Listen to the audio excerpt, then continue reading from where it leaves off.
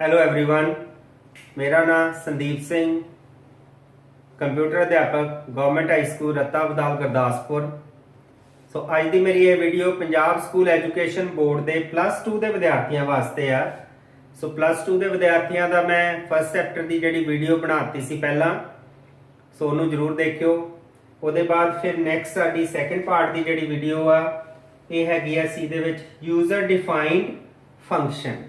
ਅਸੀਂ ਕਿਸ ਤਰ੍ਹਾਂ ਜਿਹੜੀ ਫੰਕਸ਼ਨ ਹੈਗੇ ਆਪਣੇ ਡਿਫਾਈਨ ਕਰ ਸਕਦੇ ਹਾਂ ਜਾਂ ਫੰਕਸ਼ਨ ਕੀ ਹੁੰਦੇ ਨੇ ਬੱਚਿਓ।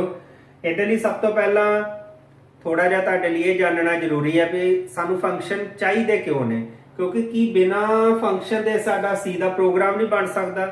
ਬਿਲਕੁਲ ਬਣ ਸਕਦਾ ਹੈ ਬੱਚਿਓ, ਪਰ ਉਹਦੇ ਵਿੱਚ ਸਾਡੇ ਕੋਲ ਬਹੁਤ ਸਾਰੀਆਂ ਪ੍ਰੋਬਲਮਸ ਆ ਜਾਣਗੀਆਂ ਜੇਕਰ ਅਸੀਂ ਬਿਨਾ ਫੰਕਸ਼ਨ ਦੇ ਪ੍ਰੋਗਰਾਮ ਬਣਾਉਂਦੇ ਆ। ਇੱਕ ਪ੍ਰੋਗਰਾਮ ਦੇ ਵਿੱਚ ਹੀ ਜੇਕਰ ਅਸੀਂ ਆਪਣੀ ਪੂਰੀ ਜਿਹੜੀ ਵੀ ਸਾਡੀ ਪ੍ਰੋਬਲਮ ਹੈਗੀ ਉਹਨੂੰ ਸੋਲਵ ਕਰਦੇ ਆ तो ਉਹਦੇ ਚ ਕੀ ਹੋਏਗਾ ਕਿ ਸਾਡਾ ਪ੍ਰੋਗਰਾਮ ਬਹੁਤ ਲੈਂਥੀ ਹੋ ਜਾਏਗਾ।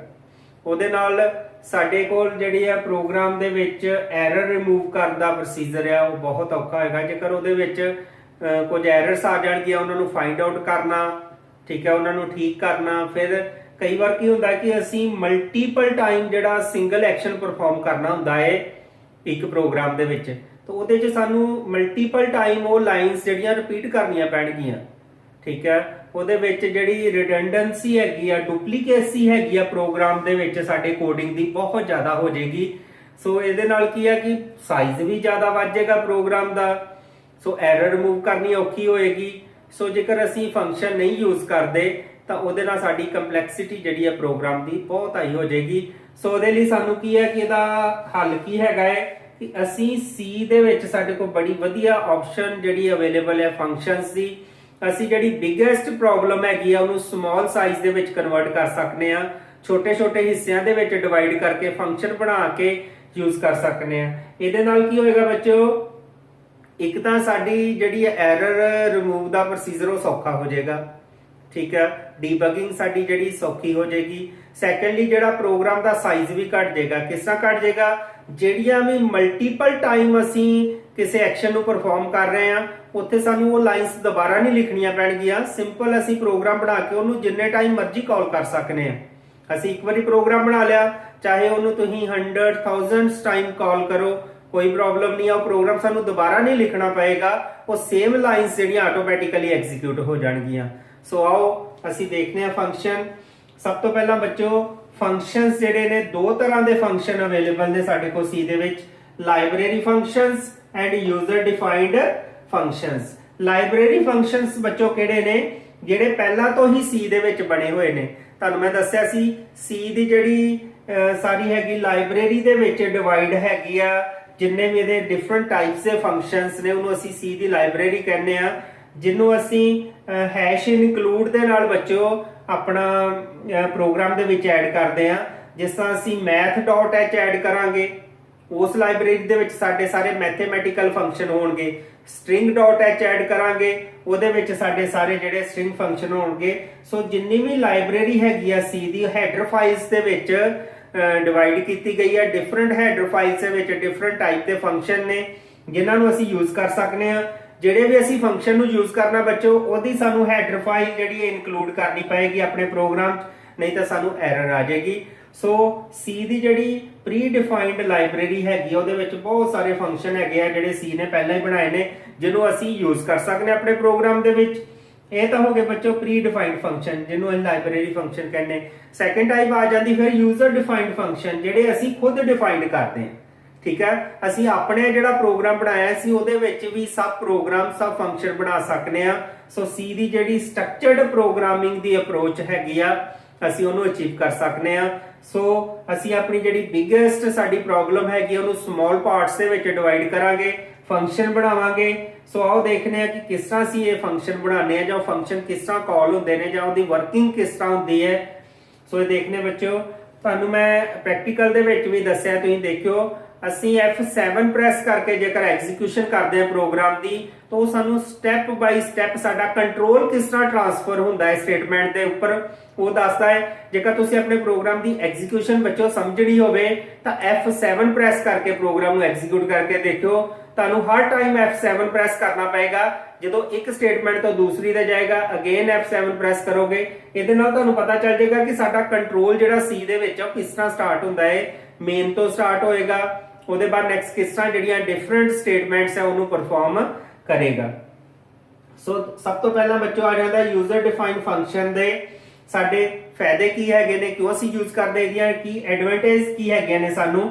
First is the top down modular approach. ਅਸੀਂ ਟੌਪ ਡਾਊਨ ਮੋਡੂਲਰ ਅਪਰੋਚ ਜਿਹੜੀ ਹੈਗੀ ਪ੍ਰੋਗਰਾਮਿੰਗ ਦੀ ਅਸੀਂ ਉਹਨੂੰ ਅਚੀਵ ਕਰ ਸਕਨੇ ਆ। ਉਹਦੇ ਲਈ ਕੀ ਹੁੰਦਾ ਬੱਚੋ, ਟੌਪ ਡਾਊਨ ਦਾ ਕੀ ਮੀਨਿੰਗ ਹੈਗਾ, ਟੌਪ ਦਾ ਮੀਨ ਸਭ ਤੋਂ ਪਹਿਲਾਂ ਜਿਹੜੀ ਸਾਡੀ ਸਭ ਤੋਂ ਕੰਪਲੈਕਸ ਪ੍ਰੋਬਲਮ ਹੈਗੀ ਆ ਅਸੀਂ ਉਹਨੂੰ ਸੋਲਵ ਕਰਕੇ ਉਹਦਾ ਇੱਕ ਫੰਕਸ਼ਨ ਬਣਾ ਲਾਂਗੇ। ਉਹਦੇ ਬਾਅਦ ਜਿਹੜੀ ਉਹ ਤੋਂ ਘੱਟ ਕੰਪਲੈਕਸ ਹੋਏਗੀ, ਔਖੀ ਹੋਏਗੀ, ਉਹਨੂੰ ਯੂਜ਼ ਕਰਾਂਗੇ। ਐਂਡ ਲਾਸਟ ਤੇ ਇਸ ਤਰ੍ਹਾਂ 1 by 1 ਸਾਡੀਆਂ ਦੇਖੋ ਬੱਚੋ ਕੰਪਲੈਕਸਿਟੀ ਜਿਹੜੀ ਆ ਰਿਡਿਊਸ ਹੁੰਦੀ ਜਾਏਗੀ। ਠੀਕ ਹੈ, ਸੋ ਅਸੀਂ ਟੌਪ ਡਾਊਨ ਜਿਹੜੀ ਮੋਡੂਲਰ ਪ੍ਰੋਗਰਾਮਿੰਗ ਆ ਉਹਨੂੰ ਅਸੀਂ ਅਚੀਵ ਕਰ ਸਕਨੇ ਆ। ਸੈਕੰਡ ਫੰਕਸ਼ਨ ਦਾ ਕੀ ਫਾਇਦਾ ਹੈ, ਰੀਯੂਜ਼ੇਬਿਲਟੀ ਜਾਂ ਮਲਟੀਪਲ ਟਾਈਮ ਕਾਲਿੰਗ। ਮੈਂ ਤੁਹਾਨੂੰ ਦੱਸਿਆ ਪ੍ਰੋਗਰਾਮ ਸਿਰਫ ਫੰਕਸ਼ਨ ਅਸੀਂ ਇੱਕ ਵਾਰੀ ਬਣਾਉਣਾ ਹੈ, ਚਾਹੇ ਅਸੀਂ ਉਹਨੂੰ ਥਾਊਜ਼ੈਂਡਸ ਟਾਈਮ ਕਾਲ ਕਰ ਸਕਨੇ ਆ, ਅਨਲਿਮਿਟਡ ਟਾਈਮ ਜਿਹੜਾ ਕਾਲ ਕਰ ਸਕਨੇ, ਜਿੰਨੇ ਟਾਈਮ ਸਾਨੂੰ ਜ਼ਰੂਰਤ ਹੈਗੀ ਆ।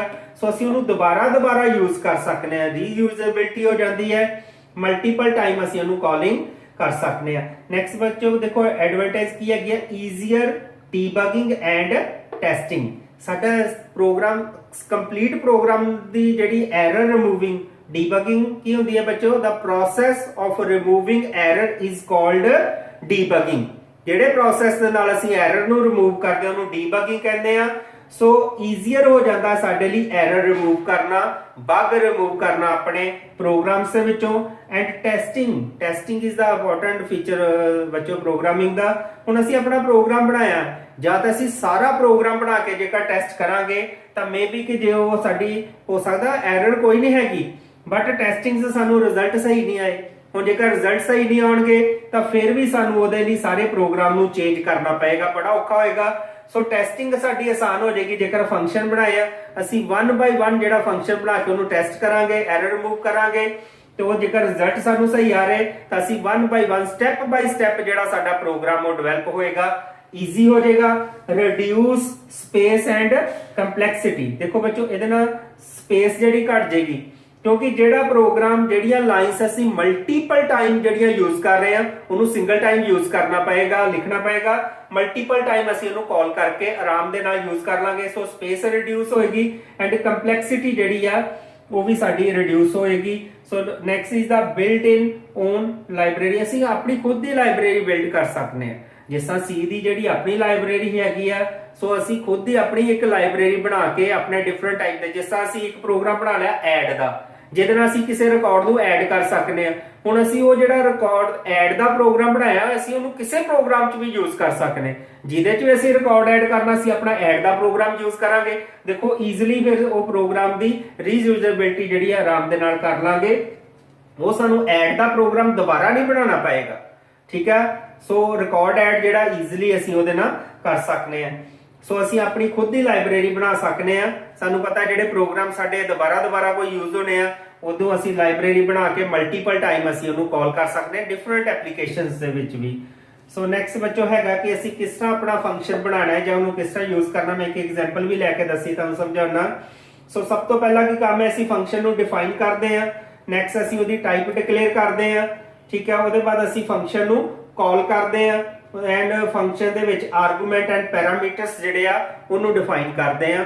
ਸੋ ਸਭ ਤੋਂ ਪਹਿਲਾਂ ਜਿਸ ਤਰ੍ਹਾਂ ਦੇਖੋ ਬੱਚੋ ਇਹ ਪ੍ਰੋਗਰਾਮ ਬਣਾਇਆ ਹੈ ਅਸੀਂ, ਇਹਦੇ ਵਿੱਚ ਮੈਂ ਇੱਕ ਫੰਕਸ਼ਨ ਲਿਆ ਐਡ। ਠੀਕ ਹੈ, ਇਹਦੀ ਟਾਈਪ ਕੀ ਲਈ ਹੈ, ਇੰਟੀਜ਼ਰ ਟਾਈਪ ਨਾਲ ਡਿਕਲੇਅਰ ਕੀਤਾ ਹੈ। ਸੋ ਇੰਟੀਜ਼ਰ ਵੈਲਿਊ ਰਿਟਰਨ ਕਰੇਗਾ। ਇਹਦੇ ਵਿੱਚ ਮੈਂ ਦੋ ਆਰਗੂਮੈਂਟਸ ਲਏ ਨੇ, ਉਹਨਾਂ ਦੀ ਟਾਈਪ ਵੀ ਇੰਟੀਜ਼ਰ ਹੀ ਲਈ ਹੈਗੀ ਹੈ। ਠੀਕ ਹੈ, ਸਭ ਤੋਂ ਪਹਿਲਾਂ ਕੀ ਹੋਏਗਾ, ਮੇਰੇ ਮੇਨ ਦੇ ਮੇਰੇ 3 ਵੇਰੀਏਬਲਸ ਹੋਣਗੇ।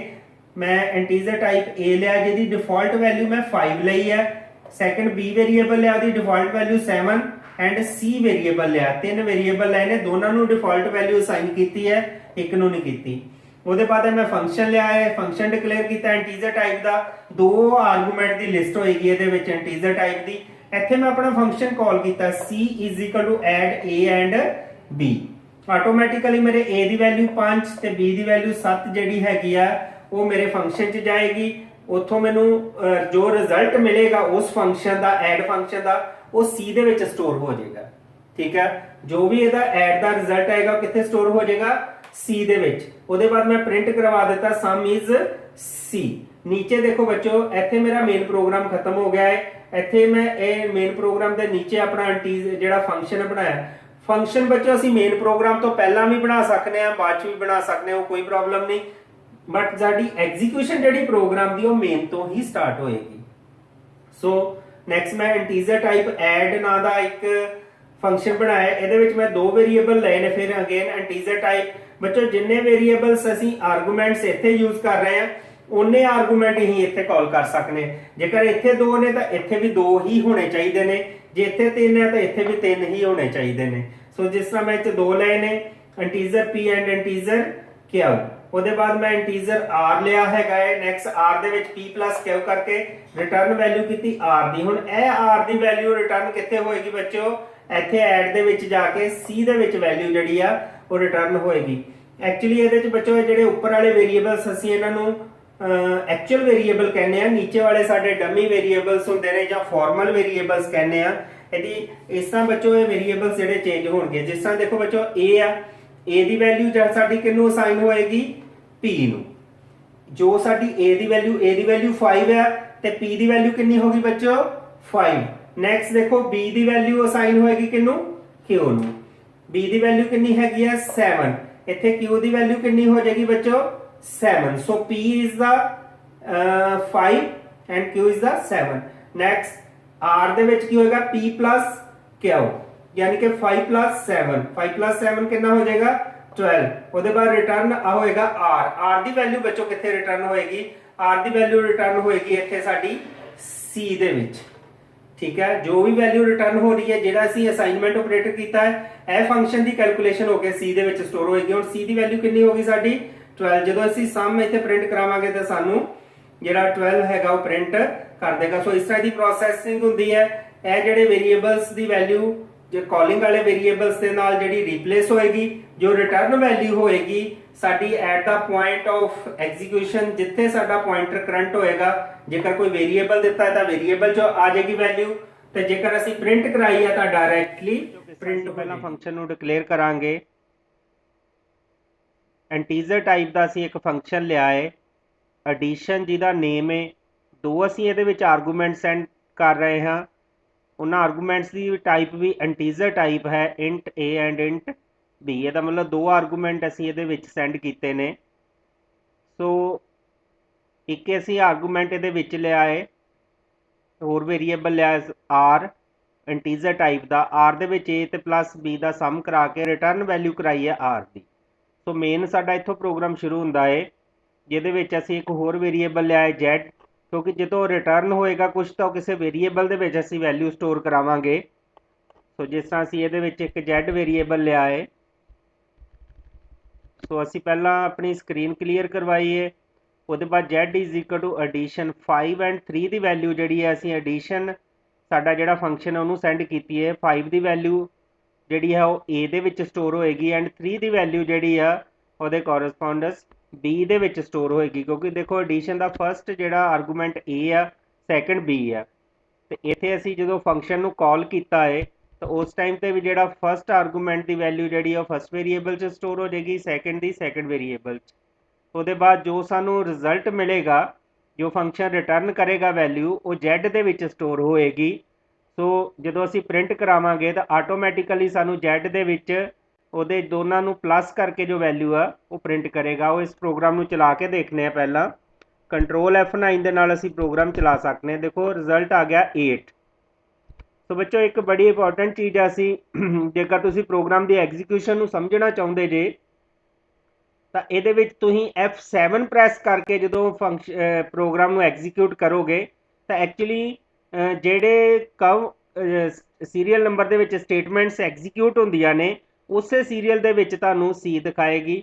ਸੋ F7 ਕਰਕੇ ਬੱਚੋ ਤੁਸੀਂ ਐਗਜ਼ੀਕਿਊਸ਼ਨ ਜਿਹੜੀ ਜ਼ਿਆਦਾ ਵਧੀਆ ਤਰੀਕੇ ਨਾਲ ਸਮਝ ਸਕਦੇ ਜੇ। ਸੋ ਕੀਬੋਰਡ ਤੋਂ F7 ਕੀ ਪ੍ਰੈਸ ਕਰੋ। ਦੇਖੋ ਸਭ ਤੋਂ ਪਹਿਲਾਂ ਮੇਨ ਤੇ ਆ ਗਿਆ, ਕਿਉਂਕਿ ਇਹ ਸਾਰੀਆਂ ਚੀਜ਼ਾਂ ਨੂੰ ਸਕਿਪ ਕਰ ਗਿਆ, ਕਿਉਂਕਿ ਫਸਟ ਸਾਡਾ ਜਿਹੜਾ ਮੇਨ ਪ੍ਰੋਗਰਾਮ ਹੀ ਸਟਾਰਟ ਹੁੰਦਾ ਹੈ।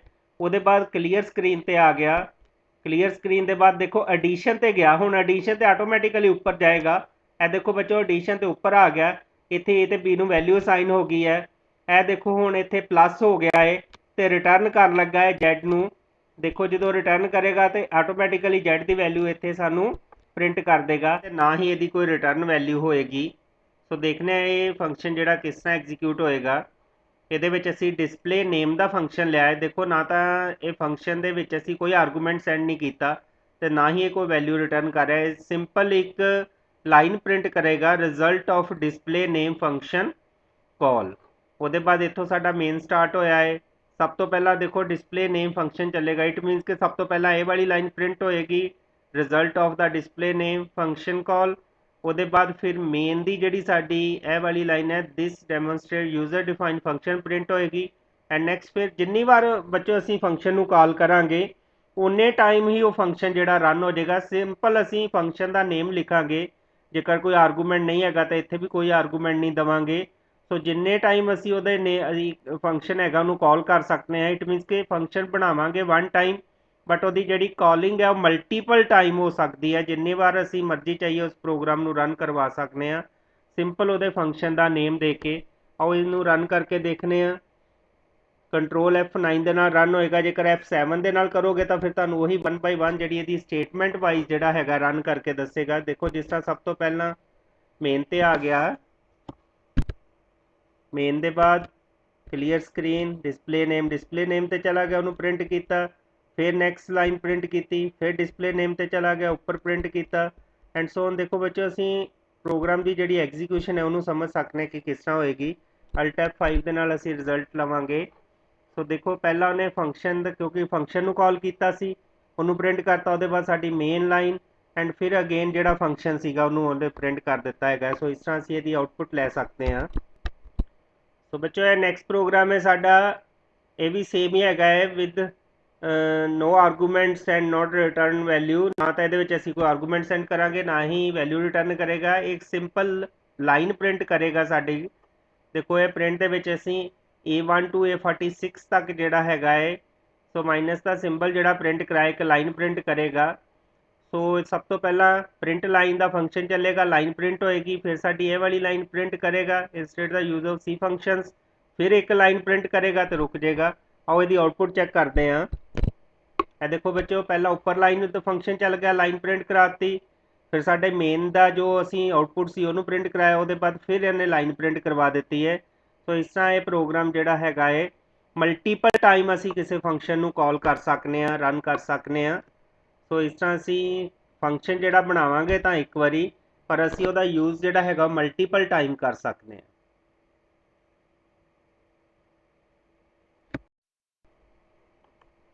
बच्चों नैक्सट फंक्शन साडा हैगा है, ਇਹਦੇ ਵਿੱਚ ਅਸੀਂ कुछ आर्गूमेंट सेंड करांगे, नाल ही कोई वैल्यू जिहड़ी हैगी है वो भी रिटर्न करवावांगे।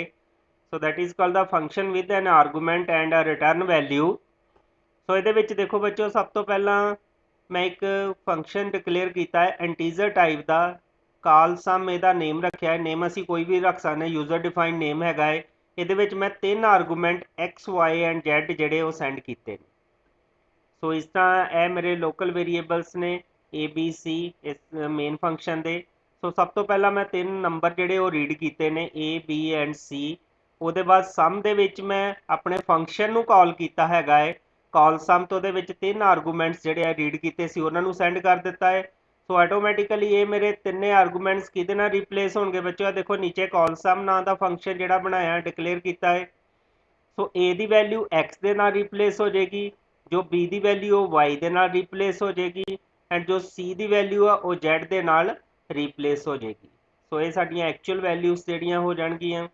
सो X Y एंड Z जिहड़ी वैल्यू जो असी ABC दे विच एंटर करावांगे वो X Y Z दी हो जाएगी। उसके बाद नैक्सट इहदे विच एक इंटीजर टाइप D लिया है, D they which X and Y and Z नूं सम कर दिता है। उसके बाद असी रिटर्न कराता D। हुण जो D की वैल्यू साडी रिटर्न करेगा बच्चों वो जाके सम दे विच सेव हो जाएगी, क्योंकि असी इत्थे फंक्शन को कॉल कर रहे हैं।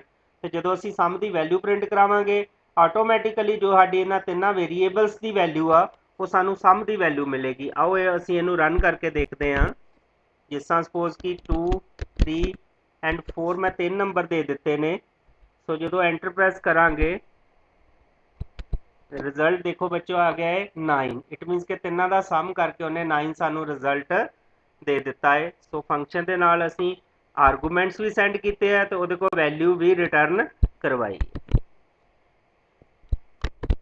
सो नैक्सट फंक्शन है बच्चों साडे को with no arguments and return value. ये असी आर्गूमेंट नहीं सेंड करांगे बट वैल्यू रिटर्न करावांगे। जिस तरह देखो मैं एक फंक्शन गैट एंड इंट नू ਜਿਹੜਾ ਹੈਗਾ ਕਾਲ ਕੀਤਾ ਬਟ ਇਹਦੇ ਵਿੱਚ ਮੈਂ ਕੋਈ ਵੈਲਿਊ ਆਰਗੂਮੈਂਟ ਨਹੀਂ ਸੈਂਡ ਕੀਤਾ ਬਟ ਇਹ ਵੈਲਿਊ ਰਿਟਰਨ ਕਰੇਗਾ ਲੈਂਥ ਦੇ ਵਿੱਚ ਸੇਮ ਐਜ਼ ਫਿਰ ਇੱਥੇ ਵਿਡਥ ਦੇ ਵਿੱਚ ਕਰੇਗਾ। ਇਹ ਦੇਖੋ ਬੱਚੋ ਨੀਚੇ ਫੰਕਸ਼ਨ ਬਣਾਇਆ ਹੈਗਾ ਹੈ ਗੈਟ ਐਂਡ ਇੰਟ। ਇਹਦੇ ਵਿੱਚ ਇੱਕ ਵੇਰੀਏਬਲ a ਨੂੰ ਰੀਡ ਕਰੇਗਾ ਤੇ ਰਿਟਰਨ ਕਰੇਗਾ a ਦੀ ਵੈਲਿਊ ਜਿਹੜੀ ਪਹਿਲਾਂ ਲੈਂਥ ਦੇ ਵਿੱਚ ਸਟੋਰ ਹੋ ਜਾਏਗੀ ਫਿਰ ਵਿਡਥ ਦੇ ਵਿੱਚ ਸਟੋਰ ਹੋ ਜਾਏਗੀ। ਆਓ ਇਹ ਪ੍ਰੋਗਰਾਮ ਨੂੰ ਰਨ ਕਰਕੇ ਦੇਖਦੇ ਹਾਂ। ਜਿਸ ਤਰ੍ਹਾਂ ਮੈਂ 4 ਲੈ ਲਈ ਫਸਟ ਵੈਲਿਊ, ਸੈਕਿੰਡ मैं 5 ले ली तो देखो द एरिया इज़ 20 जो आंसर आ गया है। इट मीनस कि आटोमैटिकली फस्ट वैल्यू 4 नू रीड करके उन्हें ए दे विच वैल्यू रीड करेगा बट वो रिटर्न किनू कर देगा लेंथ नू, सैकेंड विड्थ नू। सानू जिहड़ा विच हैगा है ब्लैक बॉक्स ਅਸੀਂ ਕਿਹਨੂੰ ਕਹਿੰਦੇ ਆ एक्चुअली ब्लैक बॉक्स मीनस हैगा स्टेटमेंट इनसाइड द फंक्शन। जिन्नियां भी स्टेटमेंट साडियां इनसाइड फंक्शन होंदियां ਉਹਨੂੰ ब्लैक बॉक्स ਕਵਾਂਗੇ क्योंकि ਉਹ ਜਿਹੜੀਆਂ स्टेटमेंट ਅਸੀਂ फंक्शन ਦੇ ਵਿੱਚ यूज कर रहे हैं एक्सटर्नली ਉਸ ਦਾ ਜਿਹੜੀਆਂ स्टेटमेंट्स ਦਾ कोई भी इफेक्ट दूसरे प्रोग्रामां ਦੇ ਉੱਪਰ नहीं ਪੈਂਦਾ ਹੈਗਾ। सो इंटरनल ਜਿੰਨੀਆਂ ਵੀ स्टेटमेंट ਹੋਣਗੀਆਂ ਕਿਸੇ ਫੰਕਸ਼ਨ ਦੀਆਂ that is called the black box, ਉਹਦਾ black box ਹੋਏਗਾ। इट मीनस कि ਉਹ स्टेटमेंट ਦਾ ਜਿਹੜੇ ਬਾਹਰ ਵਾਲੇ ਹੋਰ ਕਈ ਫੰਕਸ਼ਨ ਹੋਣਗੇ ਉਹਨਾਂ स्टेटमेंट ਦੇ ਉੱਪਰ ਕੋਈ ਇਫੈਕਟ नहीं पएगा। नेक्स्ट बच्चों इंपॉर्टेंट चीज है types of function based on argument and return type कि किन्नी टाइप दे फंक्शन हुंदे ने जिन्हां नूं असीं बना सकने आ on the base of argument and return type दे नाल ही असीं फंक्शन नूं डिफरेंशिएट कर सकने आ। ਇਹਦੇ मैं सारियां दे प्रोग्राम ही बनाए ने ਉਹਨੂੰ ध्यान दे नाल देखियो बच्चों। सो फर्स्ट साडी टाइप हुंदी आ function without argument and without return type. It means ना तो असी फंक्शन दे विच कोई वैल्यू भेज रहे हैं ना ही फंक्शन दे बाहर कोई वैल्यू जिहड़ी आ वो सानू आउटपुट दे रहा है ना ही कोई वैल्यू जिहड़ी रिटर्न कर रहा है। इहो जे बच्चों फिर फंक्शन किस काम आउंदे ने? ये फंक्शन बच्चों काम आउंदे जिस असी लाइन प्रिंट करनी चाहुंदे आ। सपोज हुण लाइन की असी फंक्शन दे विच एक लाइन प्रिंट कराती है ना तो असी ਉਹਦੇ ਵਿੱਚ कोई वैल्यू सेंड की है ना ही ਉਹਨੇ ਸਾਨੂੰ कोई वैल्यू वापस रिटर्न की, कोई रिजल्ट रिटर्न नहीं किया। एक सिंपल लाइन प्रिंट करेगा। That function is called the function without argument and without return type. ना तो ਉਹਨੇ कोई वैल्यू रिटर्न की ते ना ही ਅਸੀਂ ਉਹਦੇ ਵਿੱਚ कोई आर्गूमेंट सेंड किया। दूसरी टाइप आ जाती function with argument and without return type. ਹੁਣ ਇਹ ਟਾਈਪ ਕਿਹੜੀ ਬੱਚੋ? ਇਹਦੇ ਵਿੱਚ ਇਟ ਮੀਨਸ ਕਿ ਅਸੀਂ ਫੰਕਸ਼ਨ ਦੇ ਵਿੱਚ ਤਾਂ ਕੋਈ ਆਰਗੂਮੈਂਟ ਸੈਂਡ ਕਰ ਰਹੇ ਆ ਪਰ ਉਹ ਸਾਨੂੰ ਵਾਪਸ ਰਿਟਰਨ ਕੁਝ ਨਹੀਂ ਕਰ ਰਿਹਾ। ਫॉर ਐਗਜ਼ਾਮਪਲ ਜਿਸ ਤਰ੍ਹਾਂ ਮੈਂ ਤੁਹਾਨੂੰ ਲਾਈਨ ਡਰਾ ਦਾ ਹੀ ਪ੍ਰੋਗਰਾਮ ਕਿਹਾ ਸੀ, ਹੁਣ ਇਹ ਜਿਹੜਾ ਡਿਫਾਲਟ ਲਾਈਨ ਡਰਾ ਕਰ ਰਿਹਾ ਸਪੋਜ਼ 50 ਡਾਟਸ ਦੀ, ਠੀਕ ਹੈ। ਹੁਣ ਅਸੀਂ ਚਾਹੁੰਦੇ ਕਿ ਨਹੀਂ 50 ਡਾਟ ਦੀ ਲਾਈਨ ਨਾ ਡਰਾ ਕਰੇ। ਐਕਚੁਅਲੀ ਅਸੀਂ ਜਿੰਨਾ ਉਹਨੂੰ ਆਰਗੂਮੈਂਟ ਸੈਂਡ ਕਰੀਏ ਜਿੰਨਾ ਵੀ ਸਾਡੀ ਵੈਲਿਊ ਹੋਵੇ ਉਹਦੇ ਅਕੋਰਡਿੰਗ ਜਿਹੜੀ ਲਾਈਨ ਡਰਾ ਕਰੇ ਤਾਂ ਫਿਰ ਅਸੀਂ ਕੋਈ ਆਰਗੂਮੈਂਟ ਫੰਕਸ਼ਨ ਦੇ ਵਿੱਚ ਸੈਂਡ ਕਰ ਸਕਦੇ ਆ। ਸੋ ਅਸੀਂ ਜਿਹੜਾ ਵੀ ਆਰਗੂਮੈਂਟ ਸੈਂਡ ਕਰਾਂਗੇ ਜਿੰਨੀ ਵੈਲਿਊ ਸੈਂਡ ਕਰਾਂਗੇ ਉਨੀ ਲੰਬੀ ਸਾਨੂੰ ਲਾਈਨ ਜਿਹੜੀ ਡਰਾ ਕਰਕੇ ਦੇਗਾ। ਇਟ ਮੀਨਸ ਕਿ ਹੁਣ ਅਸੀਂ ਆਰਗੂਮੈਂਟ ਤੇ ਸੈਂਡ ਕਰਤਾ ਪਰ ਸਾਨੂੰ ਰਿਟਰਨ ਵੈਲਿਊ ਕੋਈ ਨਹੀਂ ਮਿਲੀ, ਰਿਜ਼ਲਟ ਉਹਨੇ ਕੁਝ ਨਹੀਂ ਰਿਟਰਨ ਕੀਤਾ, ਸਿੰਪਲ ਇੱਕ ਲਾਈਨ ਪ੍ਰਿੰਟ ਕੀਤੀ ਹੈ ਬਟ ਕਿੰਨੀ ਲਾਈਨ ਪ੍ਰਿੰਟ ਕਰੇਗਾ ਜਿੰਨਾ ਅਸੀਂ ਉਹਦੇ ਵਿੱਚ ਆਰਗੂਮੈਂਟ ਸੈਂਡ ਕਰਾਂਗੇ। ਨੈਕਸਟ ਬੱਚੋ ਫੰਕਸ਼ਨ ਆ ਜਾਂਦਾ without argument and with return type. Suppose कि ये फंक्शन दे विच की है ਅਸੀਂ कोई आर्गूमेंट ਅਸੀਂ ਤੇ ਕੋਈ ਨਹੀਂ ਸੈਂਡ ਕੀਤਾ ਬਟ ਉਹ ਫੰਕਸ਼ਨ ਸਾਨੂੰ ਕੋਈ ਨਾ ਕੋਈ ਵੈਲਿਊ ਰਿਟਰਨ ਕਰੇਗਾ। ਜਿਸ ਤਰ੍ਹਾਂ ਫੰਕਸ਼ਨ ਦੇ ਵਿੱਚ ਅਸੀਂ ਕੋਈ ਕੈਲਕੂਲੇਸ਼ਨ ਕਰਾਈ ਉਸ ਕੈਲਕੂਲੇਸ਼ਨ ਦਾ ਰਿਜ਼ਲਟ ਅਸੀਂ ਰਿਟਰਨ ਕਰ ਲਿਆ ਬਟ ਉਹਦੇ ਵਿੱਚ ਅਸੀਂ ਕੋਈ ਆਰਗੂਮੈਂਟ ਜਿਹੜਾ ਸੈਂਡ ਨਹੀਂ ਕੀਤਾ, without argument function C but ਫਿਰ ਵੀ ਸਾਨੂੰ ਕੋਈ ਨਾ ਕੋਈ ਰਿਜ਼ਲਟ ਜਿਹੜਾ ਹੈਗਾ ਵਾਪਸ ਭੇਜ ਰਿਹਾ ਹੈ। ਲਾਸਟ ਟਾਈਪ ਆ ਜਾਂਦੀ ਬੱਚੋ ਜਿਹੜੀ ਅਸੀਂ ਜ਼ਿਆਦਾਤਰ ਯੂਜ਼ ਕਰਦੇ function with an argument and with return type, return value. So की क्या है ਇਹਦੇ ਵਿੱਚ ਕੀ ਹੈਗਾ ਬੱਚੋ ਫੰਕਸ਼ਨ ਦੇ ਵਿੱਚ ਜਿਸ ਤਰ੍ਹਾਂ ਮੈਂ ਪਿੱਛੇ ਤੁਹਾਨੂੰ ਐਗਜ਼ਾਮਪਲ ਸਮਝਾਈ ਹੈ ਇਸ ਫੰਕਸ਼ਨ ਦੇ ਵਿੱਚ ਅਸੀਂ ਆਰਗੂਮੈਂਟ ਵੀ ਸੈਂਡ ਕਰ ਰਹੇ ਹਾਂ, ਠੀਕ ਹੈ, ਤੇ ਸਾਨੂੰ ਵੈਲਿਊ ਵੀ ਰਿਟਰਨ ਹੋ ਰਹੀ ਹੈ। So that is called the function with an argument and return type. So ਇਹ ਚਾਰ ਤਰ੍ਹਾਂ ਦੇ ਅਸੀਂ ਡਿਫਰੈਂਟ ਟਾਈਪ ਦੇ ਜਿਹੜੇ ਫੰਕਸ਼ਨਸ ਹੈਗੇ ਉਹਨਾਂ ਨੂੰ ਡਿਵੈਲਪ ਕਰ ਸਕਨੇ ਆ, ਬਣਾ ਸਕਨੇ ਆ। ਨੈਕਸਟ ਬੱਚੋ ਆ ਜਾਂਦੀਆਂ storage classes. Actually storage classes ਕੀ ਹੁੰਦੀਆਂ ਆ, ਦੋ ਤਰੀਕੇ ਹੁੰਦੇ ਬੱਚੋ ਸਾਡੇ ਕਿਸੇ ਵੇਰੀਏਬਲ ਨੂੰ ਡਿਫਾਈਨ ਕਰਨ ਦੇ। ਜਾਂ ਤਾਂ ਅਸੀਂ ਉਹਦੇ ਡਾਟਾ ਟਾਈਪ ਦੇ ਥਰੂ ਡਿਫਾਈਨ ਕਰ ਸਕਦੇ ਆ, ਜਿਸ ਤਰ੍ਹਾਂ ਕਿ ਇੰਟੀਜਰ ਟਾਈਪ ਹੈ, ਫਲੋਟ ਟਾਈਪ ਹੈ, ਠੀਕ ਹੈ। ਤੇ ਜਾਂ ਫਿਰ ਕੀ ਹੈਗਾ with storage classes. Two different ways to characterize a variable.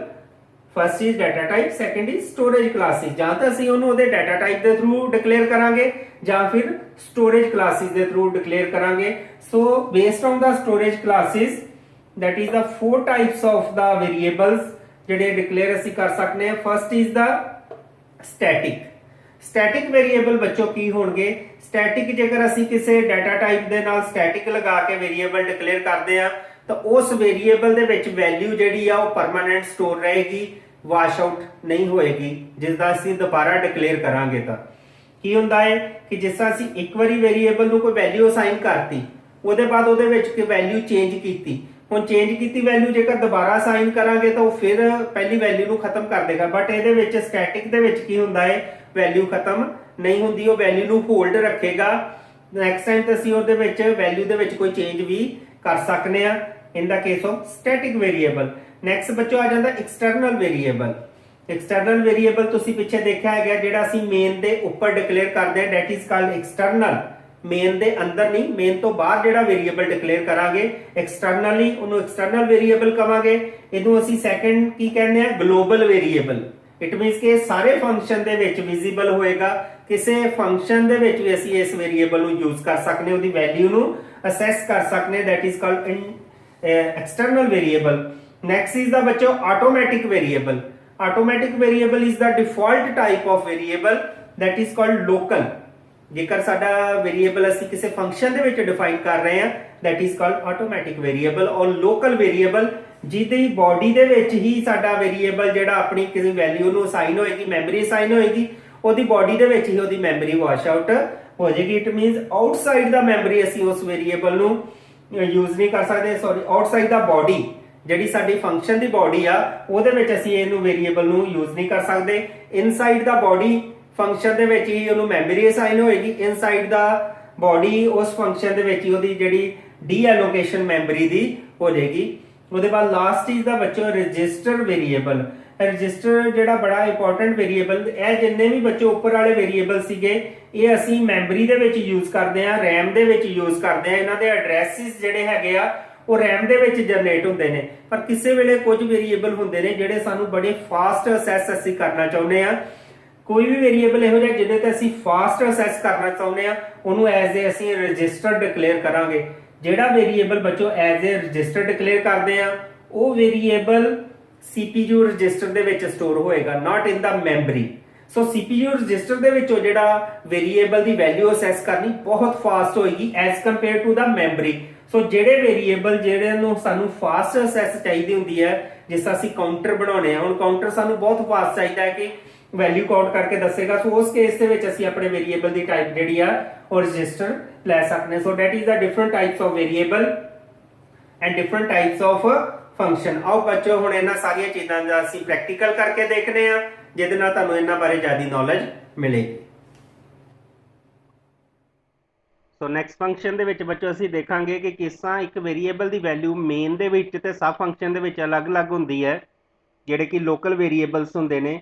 ਜਿਸ ਤਰ੍ਹਾਂ ਦੇਖੋ ਇੰਟੀਜਰ a = 2, ਇਹ ਸਾਡੇ ਮੇਨ ਦੀ ਵੈਲਿਊ, ਮੇਨ ਦੇ ਵਿੱਚ a ਦੀ ਵੈਲਿਊ ਹੈਗੀ ਹੈ 2। ਉਹਦੇ ਬਾਅਦ ਅਸੀਂ ਇੱਕ ਫੰਕਸ਼ਨ ਲਿਆ ਮੋਡੀਫਾਈ ਇੰਟ। ਇੱਥੇ ਅਸੀਂ ਕੀ ਕੀਤਾ, ਸਭ ਤੋਂ ਪਹਿਲਾਂ a ਦੀ ਵੈਲਿਊ ਪ੍ਰਿੰਟ ਕਰਾਈ ਹੈ ਮੇਨ ਫੰਕਸ਼ਨ ਦੇ ਵਿੱਚ, ਇੱਥੇ ਵੈਲਿਊ ਆਏਗੀ 2। ਫਿਰ ਅਸੀਂ ਇਹਨੂੰ ਮੋਡੀਫਾਈ a ਦੇ ਵਿੱਚ ਸੈਂਡ ਕੀਤਾ ਐਜ਼ ਏ ਆਰਗੂਮੈਂਟ, ਤਾਂ ਇੱਥੇ ਕੀ ਹੋਏਗਾ, a ਦੀ ਵੈਲਿਊ ਇਹ ਸਾਡੇ ਮੋਡੀਫਾਈ ਫੰਕਸ਼ਨ ਦੇ ਵਿੱਚ ਜਾਏਗੀ, ਜੋ ਇੱਥੇ ਵੀ a ਸੇਮ ਹੀ ਵੇਰੀਏਬਲ ਲਿਆ ਅਸੀਂ, ਇਹਦੇ ਵਿੱਚ ਜਾਏਗੀ ਤੇ ਇਹਨੂੰ ਮਲਟੀਪਲਾਈ ਕਿਹਦੇ ਨਾਲ ਹੋ ਜਾਏਗੀ, 3 ਦੇ ਨਾਲ। ਠੀਕ ਹੈ, ਉਹਦੇ ਬਾਅਦ ਇੱਥੇ ਪ੍ਰਿੰਟ ਕਰ ਦੇਗਾ ਫੰਕਸ਼ਨ ਦੇ ਵਿੱਚ ਇਹਦੀ ਵੈਲਿਊ ਕਿੰਨੀ ਹੈਗੀ ਹੈ। ਸੋ ਰਿਟਰਨ ਕਰੇਗਾ 0, ਇਟ ਮੀਨਸ ਕਿ ਵੈਲਿਊ ਕੋਈ ਰਿਟਰਨ ਨਹੀਂ ਕਰੇਗਾ। ਉਹਦੇ ਬਾਅਦ ਨੈਕਸਟ ਅਸੀਂ ਇੱਥੇ ਫਿਰ ਦੁਬਾਰਾ ਫੰਕਸ਼ਨ ਦੇ ਵਿੱਚ a ਦੀ ਵੈਲਿਊ ਪ੍ਰਿੰਟ ਕਰਾਵਾਂਗੇ। ਇਹਦਾ ਮਤਲਬ ਪਹਿਲਾਂ a ਦੀ ਵੈਲਿਊ ਸਾਡੀ 2 ਪ੍ਰਿੰਟ ਹੋਏਗੀ, ਉਹਦੇ ਬਾਅਦ 6 ਹੋਏਗੀ, 3 ਨਾਲ ਮਲਟੀਪਲਾਈ ਹੋ ਕੇ ਅਗੇਨ ਵੈਲਿਊ 2 ਪ੍ਰਿੰਟ ਹੋਏਗੀ, ਕਿਉਂਕਿ ਇਹ ਵਾਲਾ ਜਿਹੜਾ a ਸਾਡਾ ਵੇਰੀਏਬਲ ਹੈਗਾ ਮੇਨ ਫੰਕਸ਼ਨ ਦਾ, ਜਿਹੜਾ ਚੇਂਜ ਨਹੀਂ ਹੋਏਗਾ।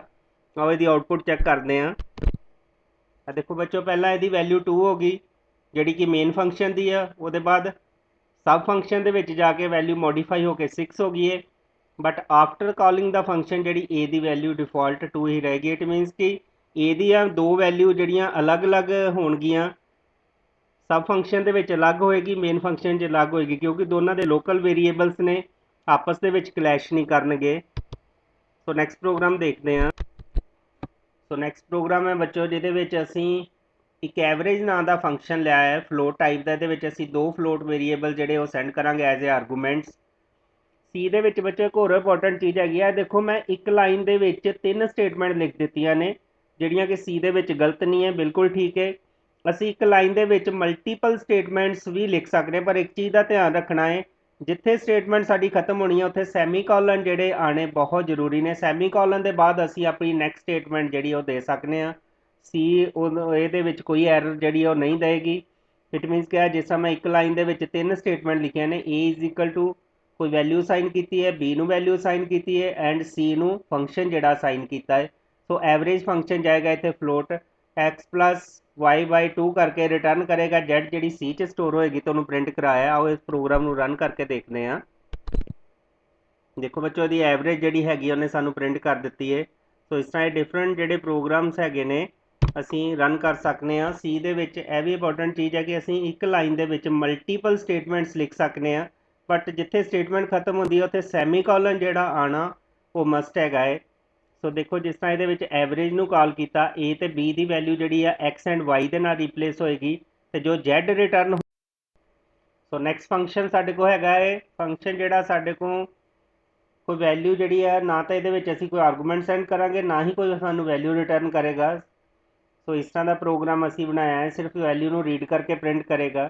ਦੇਖੋ ਬੱਚੋ ਮੇਨ ਪ੍ਰੋਗਰਾਮ ਆ ਗਿਆ, ਸਕਰੀਨ ਕਲੀਅਰ ਕਰਵਾਈ ਹੈ। ਰੀਡ ਵੈਲਿਊ ਨਾਂ ਦਾ ਫੰਕਸ਼ਨ ਐਗਜ਼ੀਕਿਊਟ ਹੋਏਗਾ, ਆਟੋਮੈਟਿਕਲੀ ਇੱਥੇ ਰੀਡ ਵੈਲਿਊ 'ਚ ਜਾਏਗਾ ਜਿੱਥੇ ਕਰੈਕਟਰ ਨੂੰ ਐਰੇ ਅਸਾਈਨ ਹੋਣਗੇ, ਨੇਮ ਨੂੰ 10 ਲੈਟਰਸ ਦਾ। ਉਹਦੇ ਬਾਅਦ ਨੈਕਸਟ ਅਸੀਂ ਮੈਸੇਜ ਪ੍ਰਿੰਟ ਕੀਤਾ ਹੈ ਕਿ ਆਪਣਾ ਨੇਮ ਐਂਟਰ ਕਰੋ, ਸਕੈਨਐਫ ਦੇ ਨਾਲ ਉਹਨੂੰ ਨੇਮ ਨੂੰ ਰੀਡ ਕੀਤਾ ਹੈ ਤੇ ਸਿੰਪਲ ਉਸ ਨੇਮ ਨੂੰ ਅਸੀਂ ਫਿਰ ਪ੍ਰਿੰਟ ਕਰਵਾ ਦਿੱਤਾ ਹੈ। ਔਰ ਪ੍ਰੋਗਰਾਮ ਨੂੰ ਰਨ ਕਰਕੇ ਦੇਖਦੇ ਹਾਂ। ਇਹਦੇ ਵਿੱਚ ਦੇਖੋ ਬੱਚੋ ਨਾ ਤਾਂ ਇਹਦੇ ਵਿੱਚ ਕੋਈ ਆਰਗੂਮੈਂਟ ਅਸੀਂ ਸੈਂਡ ਕੀਤਾ ਹੈ ਨਾ ਹੀ ਕੋਈ ਵੈਲਿਊ ਰਿਟਰਨ ਹੋ ਰਹੀ ਹੈ। ਸਿੰਪਲ ਸਾਡੇ ਕੋਲ ਇੱਕ ਨੇਮ ਰੀਡ ਕਰੇਗਾ ਤਾਂ ਉਹਨੂੰ ਪ੍ਰਿੰਟ ਕਰੇਗਾ। ਦੇਖੋ ਬੱਚੋ ਨੇ ਨੇਮ ਰੀਡ ਕਰ ਲਿਆ ਐਂਡ ਪ੍ਰਿੰਟ ਕਰ ਦਿੱਤਾ। ਸੋ ਨੈਕਸਟ ਪ੍ਰੋਗਰਾਮ ਹੈ ਸਾਡੇ ਕੋਲ ਬੱਚੋ ਕਿ ਬਿਗੇਸਟ ਨੰਬਰ ਫਾਈਂਡ ਕਰੇਗਾ ਦੋ ਨੰਬਰਸ ਦੇ ਵਿੱਚੋਂ ਯੂਜ਼ਿੰਗ ਫੰਕਸ਼ਨ। ਦੇਖੋ ਇਹਦੇ ਵਿੱਚ ਅਸੀਂ ਕੀ ਹੈਗਾ ਹੈ ਕਿ ਇੱਕ ਫੰਕਸ਼ਨ ਡਿਕਲੇਅਰ ਕੀਤਾ, ਉਹਦਾ ਨਾਂ ਰੱਖਿਆ ਹੈ ਮੈਕਸਿਮਮ। ਦੋ ਅਸੀਂ ਉਹਦੇ ਵਿੱਚ ਆਰਗੂਮੈਂਟ ਸੈਂਡ ਕੀਤੇ ਨੇ ਇੰਟੀਜ਼ਰ ਟਾਈਪ। ਸਭ ਤੋਂ ਪਹਿਲਾਂ ਮੈਂ ਦੋ ਵੈਲਿਊ ਰੀਡ ਕੀਤੀਆਂ ਨੇ x ਐਂਡ y। ਸਕੈਨਐਫ ਦੇ ਨਾਲ ਅਸੀਂ ਉਹਨੂੰ ਰੀਡ ਕਰ ਲਿਆ ਹੈ x ਐਂਡ y ਨੂੰ। ਸੋ ਮੈਕਸਿਮਮ ਨਾਂ ਦਾ ਫੰਕਸ਼ਨ ਅਸੀਂ ਕਾਲ ਕੀਤਾ ਹੈ, ਇਹਦੇ ਵਿੱਚ ਮੈਂ x and y as a argument send ਕੀਤੇ ਨੇ। ਸੋ ਦੇਖੋ ਬੱਚੋ ਇੱਥੇ ਮੈਂ ਇਹ ਨੈਕਸਟ ਨੀਚੇ ਮੈਕਸਿਮਮ ਨੇਮ ਦਾ ਫੰਕਸ਼ਨ ਬਣਾਇਆ ਹੈ। ਜੋ ਮੇਰੇ x ਦੀ ਵੈਲਿਊ ਉਹ ਕਿਹਦੀ ਵੈਲਿਊ ਹੋ ਜਾਏਗੀ p ਦੀ, ਐਂਡ ਜੋ ਮੇਰੇ y ਦੀ ਵੈਲਿਊ ਕਿਹਦੀ ਵੈਲਿਊ ਹੋ ਜਾਏਗੀ q ਦੀ, ਜੋ ਵੀ ਅਸੀਂ ਉਹਦੇ ਵਿੱਚ ਵੈਲਿਊ ਐਂਟਰ ਕਰਾਂਗੇ। ਸੋ ਇਹਦੇ ਵਿੱਚ ਮੈਂ ਡਿਸੀਜਨ ਮੇਕਿੰਗ ਸਟੇਟਮੈਂਟਸ ਜਿਹੜੀ ਇਫ ਸਟੇਟਮੈਂਟ ਯੂਜ਼ ਕੀਤੀ ਹੈ। If p greater then q ਹੋਏਗਾ ਤਾਂ ਮੈਕਸਿਮਮ ਵੈਲਿਊ ਕਿਹਦੀ ਹੋ ਜਾਏਗੀ p ਦੀ, ਨਹੀਂ ਤਾਂ ਫਿਰ ਮੈਕਸਿਮਮ ਵੈਲਿਊ ਕਿਹਦੀ ਹੋ ਜਾਏਗੀ q ਦੀ। ਤੇ ਰਿਟਰਨ ਕੋਈ ਵੈਲਿਊ ਨਹੀਂ ਕਰੇਗਾ। ਇਟ ਮੀਨਸ ਕਿ ਇੱਥੇ ਸਾਨੂੰ ਪ੍ਰਿੰਟ ਕਰਕੇ ਸਾਡਾ ਜਿਹੜਾ ਪ੍ਰੋਗਰਾਮ ਆ ਉਹ ਫਿਨਿਸ਼ ਹੋ ਜਾਏਗਾ। ਆਓ ਇਹਨੂੰ ਰਨ ਕਰਕੇ ਦੇਖਦੇ ਹਾਂ। ਮੈਂ ਕੋਈ ਦੋ ਵੈਲਿਊ ਐਂਟਰ ਕਰਨਾ, ਕਹੇਗਾ maximum is 44। So next program ਬੱਚੋ ਸਾਡੇ ਕੋਲ ਹੈਗਾ ਜਿਹੜੇ ਸਟੈਟਿਕ ਵੇਰੀਏਬਲ ਦੀ ਸਾਨੂੰ ਐਗਜ਼ਾਮਪਲ ਹੈਗੀ ਹੈ। ਉਹ ਦੱਸੇਗਾ ਕਿ ਕਿਸ ਤਰ੍ਹਾਂ ਸਟੈਟਿਕ ਵੇਰੀਏਬਲ ਨੂੰ ਜਦੋਂ ਇੱਕ ਵਾਰੀ ਵੈਲਿਊ ਅਸਾਈਨ ਹੋ ਜਾਂਦੀ ਹੈ ਤਾਂ ਫਿਰ ਉਹ ਵੈਲਿਊ ਨੂੰ ਚੇਂਜ ਨਹੀਂ ਕਰਦਾ ਹੈਗਾ, ਦੁਬਾਰਾ ਰੀਅਸਾਈਨ ਨਹੀਂ ਕਰਦਾ। ਜਦਕਿ ਡੈਕਲੇਰੇਸ਼ਨ ਦੇ ਵਿੱਚ ਦੇਖੋ ਅਸੀਂ ਇੱਕ ਫੰਕਸ਼ਨ ਬਣਾਇਆ ਹੈ ਇਨਕਰੀਜ਼ ਨਾਂ ਦਾ। ਫਸਟ ਟਾਈਮ ਅਸੀਂ ਫੰਕਸ਼ਨ ਨੂੰ ਕਾਲ ਕਰਾਂਗੇ ਇਨਕਰੀਜ਼, ਜਿਹੜਾ ਕਿ ਨਾ ਤਾਂ ਕੋਈ ਵੈਲਿਊ ਰਿਟਰਨ ਕਰ ਰਿਹਾ ਨਾ ਹੀ ਅਸੀਂ ਐਜ਼ ਏ ਕੋਈ ਆਰਗੂਮੈਂਟ ਵਿੱਚ ਵੈਲਿਊ ਸੈਂਡ ਕਰ ਰਹੇ ਹਾਂ। ਸੋ ਇੱਥੇ ਆਏਗਾ ਸਬ ਸਟੈਟਿਕ ਲਈ ਅਸੀਂ integer value a is equal to 1, ਉਹਦੇ ਬਾਅਦ a ਦੀ ਵੈਲਿਊ ਜਿਹੜੀ ਪ੍ਰਿੰਟ ਕਰ ਦੇਗਾ 1, ਉਹਦੇ ਬਾਅਦ a ਦੇ ਵਿੱਚ ਇੱਕ ਵੈਲਿਊ ਜਿਹੜੀ ਪਲੱਸ ਕਰ ਦੇਗਾ ਤਾਂ ਇਟ ਮੀਨਸ ਕਿ ਹੁਣ a ਦੀ ਵੈਲਿਊ ਹੋ ਗਈ 2। ਨੈਕਸਟ ਟਾਈਮ ਤੇ ਇਨਕਰੀਜ਼ ਫੰਕਸ਼ਨ ਕਰਾਂਗੇ ਤਾਂ ਇੱਥੇ ਦੁਬਾਰਾ a ਇਜ਼ ਇਕੁਅਲ ਟੂ 1 ਨਹੀਂ ਅਸਾਈਨ ਹੋਏਗਾ, ਪਹਿਲੀ ਜੋ ਵੈਲਿਊ ਹੈ ਉਹੀ ਸਟੋਰ ਰਹੇਗੀ। ਸੋ ਨੈਕਸਟ a ਦੀ ਵੈਲਿਊ 2 ਪ੍ਰਿੰਟ ਕਰੇਗਾ। ਇਸੇ ਤਰ੍ਹਾਂ ਨੈਕਸਟ ਦੇਖੋ ਬੱਚੇ ਵੈਲਿਊ ਅਸਾਈਨ ਨਹੀਂ ਕਰੇਗਾ, ਜਿਹੜੀ 2 ਵੈਲਿਊ ਪ੍ਰਿੰਟ ਕਰੇਗਾ, ਫਿਰ ਇਹਦੇ ਵਿੱਚ ਇੱਕ ਇਨਕਰੀਜ਼ ਕਰ ਦੇਗਾ ਨੈਕਸਟ ਟਾਈਮ ਤੇ ਫਿਰ ਫੰਕਸ਼ਨ ਕਾਲ ਹੋਇਆ। ਫੰਕਸ਼ਨ ਕਾਲ ਹੋਣ ਤੇ ਵੈਸੇ ਤਾਂ ਜਦ ਦੁਬਾਰਾ ਫੰਕਸ਼ਨ ਸਾਡਾ ਕਾਲ ਹੋਏਗਾ ਤਾਂ ਹਰ ਟਾਈਮ ਇਹ integer value a the 1 he assign ਕਰੇਗਾ, ਪਰ ਸਟੈਟਿਕ ਡਾਟਾ ਟਾਈਪ ਕਰਕੇ ਜਿਹੜੀ ਪ੍ਰੀਵੀਅਸ ਵੈਲਿਊ ਹੈਗੀ ਹੈ ਉਹਨੂੰ ਸਟੋਰ ਰੱਖਦਾ ਹੈ। ਸੋ ਨੈਕਸਟ ਵੈਲਿਊ ਜਿਹੜੀ 3 ਉਹਨੂੰ ਪ੍ਰਿੰਟ ਕਰੇਗਾ। ਉਹ ਇਹਨੂੰ ਰਨ ਕਰਕੇ ਦੇਖਦੇ ਹਾਂ।